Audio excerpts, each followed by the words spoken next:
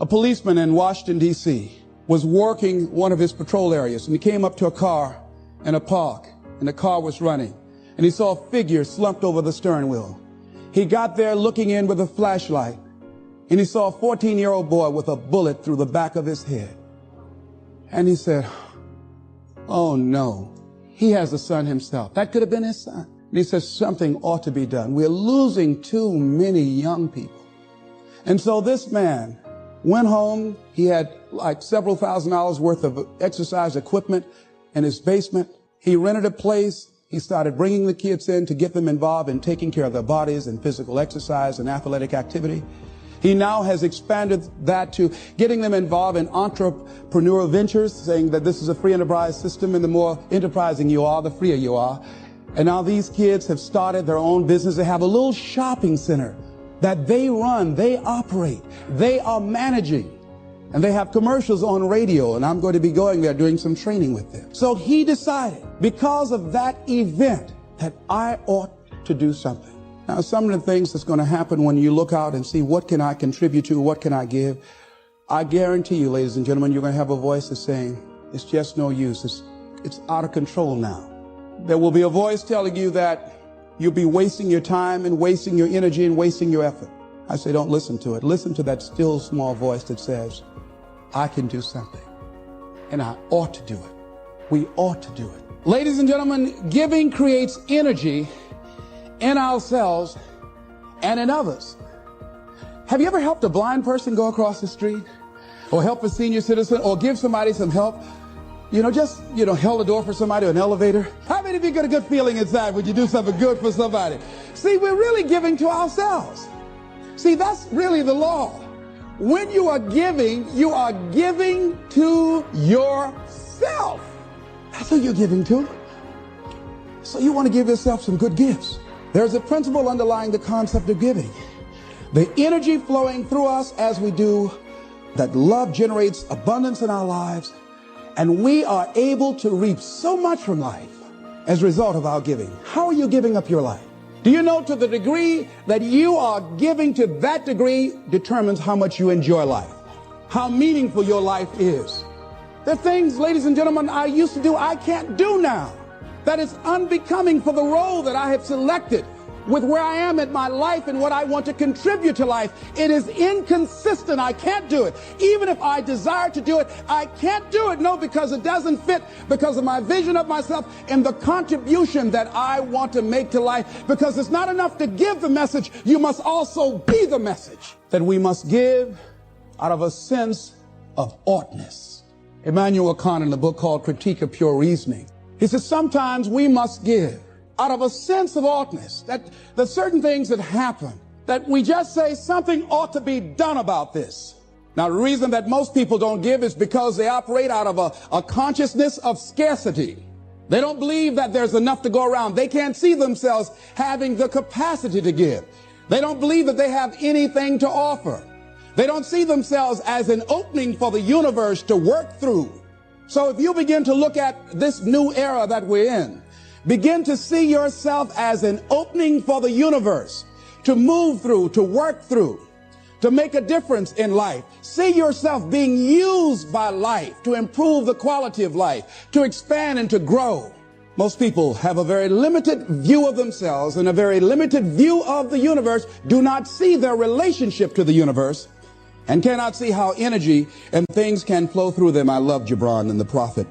Then said a rich man, speak to us of giving. And he answered, you give but little when you give of your possessions, but it's when you give of yourself that you truly give.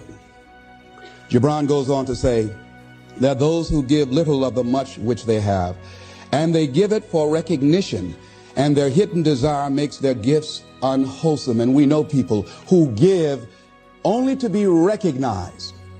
I love that old saying, judge a man not by what he does, but by that he doesn't have to do. And to judge the true quality of a man is what he'll do when nobody's looking. Gibran goes on to say something else important. He says, and there are those who have little and give it all. These are the believers in life.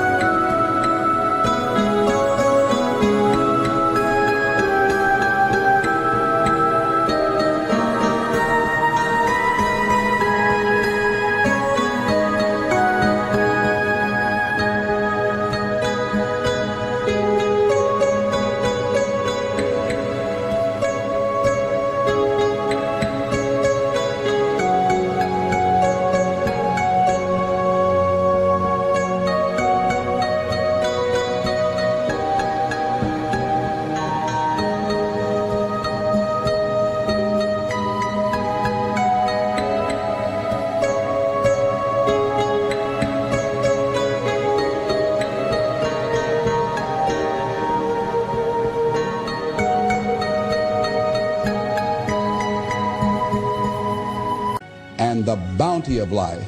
See, most people don't give, ladies and gentlemen, because they don't believe in life. Most people don't give because they don't understand the abundance in life. And so they go through life holding back on life, not understanding this also, that what you hold back from life, life holds back from you. So most of us go through life, ladies and gentlemen, not giving, and we're cheating ourselves. And you're also cheating life. See, I believe that all of us have some work to do. I strongly believe that each one of us showed up to do something, that each one of us showed up to contribute something to life, and that if we don't do it, it will not be done. See, no one is going to give Les Brown's speech. No one is going to write your book.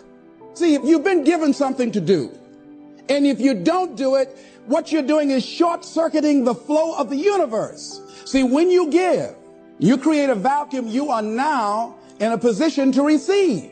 See, if I have my arms closed holding on to everything I've got, nothing is available to come in. But if I'm open, if I created a vacuum there by giving and keeping the flow going, the stuff in the universe is going to come back to me, ladies and gentlemen. It's going to come back. Whatever you give, whenever I go into a room and give a speech to inspire people, to help them to develop their greatness, if you get 10% of what I get, because as Bach says, we teach that which we need most. I'm not wearing any crown. I need it as much as I'm sharing.